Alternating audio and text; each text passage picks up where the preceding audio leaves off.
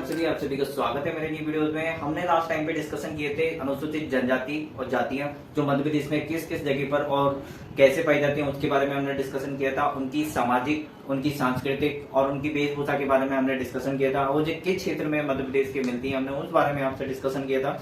तो आज हम डिस्कशन करते हैं कि उनके लिए इनकरेज किया जाता था, उनको मोटिवेशन करने के लिए काफी लोगों ने कार्य किए, उनके बारे में उन लोगों के बारे में हम डिस्कशन करेंगे इस वीडियो में। और उनके लिए उन क्षेत्र में अच्छे से अच्छे काम करने के लिए, उनको मोटिवेशन देने के लिए, उनके लिए पुरस्कार प्रदान करने के लिए, उनके बच्चों को आगे बढ़ाने के लिए काफी पुरस्कारों का क्या किया गया, इनॉग्रेशन किया गया, शुरुआत की गई, जिसके जरिए से वो क्या कर सके, उनके बच्चे पढ़ सके और आगे जाके अपने भविष्य में नाम को रोशन कर सके। तो चलिए आप डिस्कशन करते हैं।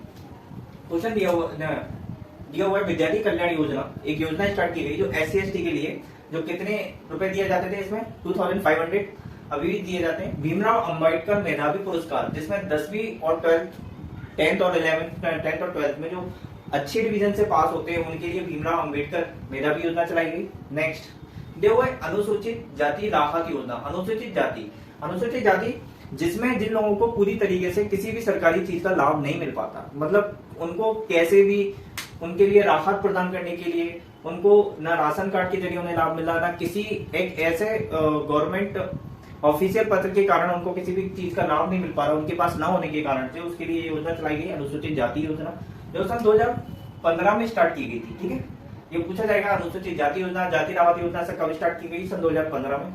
फिर इसके बाद आवास सहायता योजना, अनुसूचित जाति एवं जनजाति के लिए आवास सहायता योजना 11 सितंबर सन 2013 को स्टार्ट की गई। वाल्मीकि योजना क्या हो गई थी, स्टार्ट की गई थी 2012 से 2013 में। इसमें 15,000 रुपए दिए जाते हैं, 50,000 रुपए इसमें दिए जाते हैं। किन छात्रों को दिए जाते हैं, ये IIT जो NDA में सिलेक्ट हो गए छात्रों की फीस की भरपाई करने के लिए उनको पैसे ये दिए जाते हैं स्कॉलरशिप के रूप में। सावित्रीबाई फुले योजना कब स्टार्ट की गई थी आपकी, 27 जून सन 2015 को स्टार्ट की गई थी। जो गरीबी रेखा से नीचे हैं उन लोगों को इस योजना का लाभ दिया जाता है। नेक्स्ट कन्या प्रोत्साहन योजना सन 2006 से 2007 में शुरुआत की गई। इसमें क्या होता था, 3,000 रुपए दिए जाते हैं इस योजना में। फिर इसके बाद पूछा जाता है मुख्यमंत्री स्वरोजगार योजना। 11 अगस्त सन 2014 को स्टार्ट की गई। नेक्स्ट मुख्यमंत्री कौशल उन्नयन, कौशल मतलब उनको स्किल डेवलपमेंट के लिए एक प्रशिक्षण का आयोजन किया गया, जिसमें ITI के क्षेत्र में भी काम किया जाता है। तो इसमें क्या होता है कि एक योजना के अंतर्गत उनको स्किल पावरफुल करने के लिए कार्य बताए जाते हैं। तो ये कब स्टार्ट किए गए, सन 2012 से सन 2013 में। मुख्यमंत्री आर्थिक कल्याण योजना 11 अगस्त सन 2014 को, और श्यामा प्रसाद मुखर्जी छात्रवृत्ति योजना सन 2010 को इसको स्टार्ट किया गया, जिससे कि जो अनुसूचित जाति और जनजाति में जिनके बच्चे पीछे रह जाते हैं उनको मोटिवेशन, उनको आगे बढ़ाने के लिए इन योजनाओं को चलाया गया, जिससे कि वो अपने आगे की पढ़ाई को कंप्लीट कर सके। चलिए नेक्स्ट चलते हैं, डिस्कस करते हैं पुरस्कार को। पुरस्कार में दिया है बाबा साहब अम्बेडकर पुरस्कार कब दिया जाता था, 1997 में। अर्थात जो जिन्होंने अनुसूचित जाति तथा जनजाति में अपना विशेष योगदान दिया है, उनको आगे बढ़ाने के लिए प्रोत्साहन दिया है, तो कुछ पुरस्कार इस तरीके से दिए जाते थे। उनमें से एक बाबा साहब अम्बेडकर पुरस्कार है जो कब दिया जाता है, 1997 में। और संत कबीर पुरस्कार कब दिया जाता है, इसको आदिम जाति कल्याण के लिए, इनको भी उसी मोटिवेशन के फॉर्म में बढ़ाने के लिए, उनको आगे बढ़ाने के लिए इसके लिए पुरस्कार दिया जाता है संत कबीर पुरस्कार। इसकी शुरुआत कब हुई, सन 2009 में, जबकि भीमराव अम्बेडकर जो पुरस्कार की शुरुआत हुई थी 1997 में इसकी शुरुआत की गई। सेकंड दिया हुआ है, थर्ड दिया हुआ है संत रविदास स्मृति सेवा। संत रविदास स्मृति सेवा में जो आपका पुरस्कार स्टार्ट किया गया सन 2005 में, जो SC के विकास एवं कल्याण के लिए योगदान में सबसे सर्वोपरि माना जाता है। नेक्स्ट दिया हुआ है विष्णु कुमार अनुसूचित जाति सेवा पुरस्कार दिया जाता है, जो निस्वार्थ भाव से किसी भी में इस पुरस्कार को दिया जाता है, निस्वार्थ भाव के लिए। ठीक है, जो अनुसूचित जाति तथा जनजाति के लोगों के लिए प्रोत्साहन के रूप में काम कर रहे हैं और उनको बच्चों को पढ़ाने के लिए, आगे के लिए मोटिव कर रहे हैं, तो इस टाइप की संस्थान है। तो उन लोगों को मोटिव करने के लिए पुरस्कारों का आयोजन किया गया। तो ये उनमें से केवल 4 जो पुरस्कार हैं जो मैंने आपसे डिस्कस किए और मैंने आपको बताया। नेक्स्ट डिस्कशन करेंगे यहाँ पर टाटा बिल। कुछ अनुसूचित जाति तथा जनजातियों में भारत में जैसे महात्मा गांधी हुए, उसी तरीके से उन अनुसूचित जनजातियों में महात्मा गांधी अथवा स्वतंत्रता सेनानी के रूप में कई महान पुरुष होते हैं। तो उनमें से एक है टाटा वीर चंद का जन्म कब हुआ था, 1842 में हुआ था। इनको कहाँ पर, इनको निमाड़ रॉबिन हुड बोला जाता है, निमाड़ का रॉबिन हुड बोला जाता है। ये कहाँ पर जन्म हुआ था इनका, पूर्वी निमाड़ में। 2 चीजें पढ़ोगे, एक पूर्वी निमाड़ और एक पश्चिमी निमाड़। पूर्वी निमाड़ आपका खंडवा और पश्चिमी निमाड़ आपका क्या होता है, खरगोन होता है। इनको फांसी दी गई 4 दिसंबर सन 1889 में। ठीक है, और इनकी समाधि कहाँ पर है? पाताल पानी में, इंदौर में। जन्म होता है इनका पूर्व निर्माण खंडवा में, और इनकी समाधि कहाँ पर बना दी जाती है? पाताल पानी, इंदौर में। इनको रोबेनट बोला जाता है, निमाड़ का रोबेनट बोला जाता है। और इनके लिए एक पुरस्कार का आयोजन किया गया जिसमें 1 लाख रुपए प्रोत्साहन राशि दी जाती है जिन्होंने इस अनुसूचित जाति के क्षेत्र में काम किया हो, तो इससे रिलेटेड उन्होंने एक पुरस्कार का आयोजन किया गया। इस पुरस्कार में कितने रुपए की राशि दी जाती है? 1 लाख रुपए की। नेक्स्ट दिया हुआ है शंकर साहब। शंकर साहब जी गढ़ा मंडल जबलपुर से संबंधित है। इसका जन्म कब होता है? 1783 में। शंकर साहब कौन थे? पिता इनके कौन थे? सुमेर साहब। इनके पुत्र कौन थे? शंकर। 1857 में इन्होंने क्या हुआ, अच्छी तरीके से एक रिवॉल्यूशनर के रूप में उन्होंने भाग लिया 1857 की क्रांति में।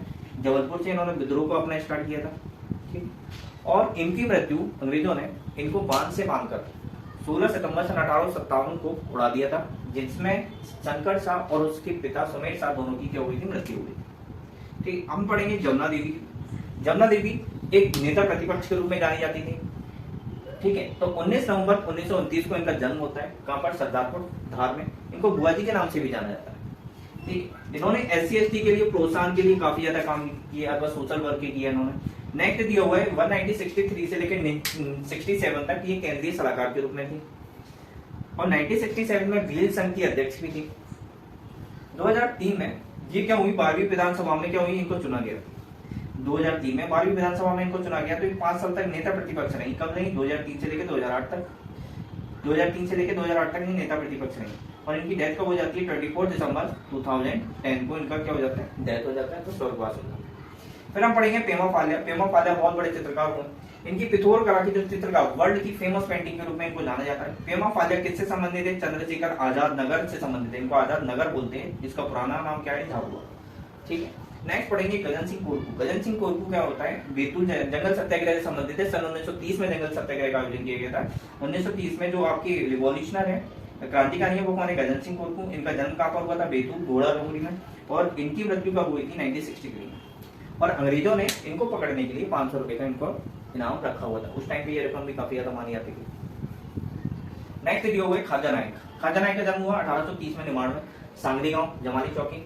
ये पूछा जाता है, पिछली बार MPPSC में पूछा गया बुरी भाई, जो कहां से संबंधित है? झाबुआ से। लेकिन ये किस आर्ट के लिए जानी जाती है? ये चित्रकला के लिए जानी जाती है, ठीक है। ये चित्रकला के लिए जानी जाती है। नरेंद्र चंद्र सिंह, ये आदिवासी SC ST के जो मुख्यमंत्री रहे, और इनकी एक खासियत ये थी कि 13 दिन तक मुख्यमंत्री मध्य प्रदेश के रहे। और ये पूछा जाएगा कि ये किस ईयर तक मध्य प्रदेश के मुख्यमंत्री रहे, और 1969 में रहे। लेकिन डेट भी मेंशन है, तो आपको याद रखना पड़ेगा। 13 मार्च 1969 से 25 मार्च 1969 तक ये क्या रहे? मुख्यमंत्री के पद पर रहे। दिलीप सिंह भुरिया, जितनी भी भुरिया जनजाति वो झाबुआ से संबंधित है। यहाँ पर क्या बोला जाता है? इनको आदिवासी नेता बोला जाता है, दिलीप सिंह भुरिया को, ठीक है। बिरसा कौन? बिरसा कौन क्या होते हैं? स्वतंत्रता संग्राम में, स्वतंत्रता संग्राम में ये बहुत सेनानी थे बिरसा कौन। और इनकी डेथ कब हो जाती है? 19 अगस्त 1942 को। ये आदिवासी नेता होते हैं। फिर उसके बाद कांतिलाल भुरिया। कांतिलाल भुरिया झाबुआ से, अथवा ये निर्वाचन का झाबुआ क्षेत्र है। इन्होंने SC ST OBC के लिए इन्होंने काफी ज्यादा काम किया। फिर उसके बाद होता है जनगढ़ श्याम। जनगढ़ श्याम कब हुए? 1962 में इनका जन्म हुआ MP के डिंडोरी में। जनगढ़ श्याम किस आर्ट के लिए जाने जाते हैं? वो चित्रकला के लिए, ठीक है। 1986 में क्या होता है? ये शिखर सम्मान इनको दिया गया 1986 में। फिर उसके बाद आते हैं भीमा नायक। दो याद रखना, एक टाटिया भील और एक भीमा नायक, दोनों याद रखना, क्योंकि ये पश्चिमी निर्माण की बात हो रही है, तो खरगोन की बात हो रही है, टाटिया भील की बात हो रही है, तो पूर्वी निर्माण की बात हो रही है, यानी खंडवा की बात हो रही है। भीमा नायक की जन्म कब होता है? 1840 में, यानी पश्चिमी निर्माण यानी खरगोन में, यानी कि बड़वानी पंचमुहाली में, ठीक है। खरगोन अलग है, लेकिन इनका ऑब्वियसली जन्म हुआ बड़वानी पंचमुहाली से संबंधित है। इनकी समाधि कहां पर है? बड़वानी में है, लेकिन किस एरिया में? बावड़ी में, ठीक है। इनको क्या बोला जाता है? निमाड़ का रोबेनॉट बोला जाता है। इनको क्या बोला जाता है? निमाड़ का रोबेनॉट। टाटिया भील को भी निमाड़ का रोबेनॉट, लेकिन ये पूर्वी क्षेत्र से संबंधित है, ये पश्चिमी क्षेत्र से संबंधित है निमाड़ की, तो रोबेनॉट बोला जाता है। और इनकी डेथ कब हो जाती है? 29 सितंबर 1876 में इनको क्या दे दी जाती है? फांसी दे दी जाती, ठीक है फ्रेंड। ये था मेरा वीडियो आपके MP से रिलेटेड। अगर अच्छा लगे तो लाइक करें, सब्सक्राइब टू माय चैनल, और कमेंट में आप फीडबैक देना। Thank you.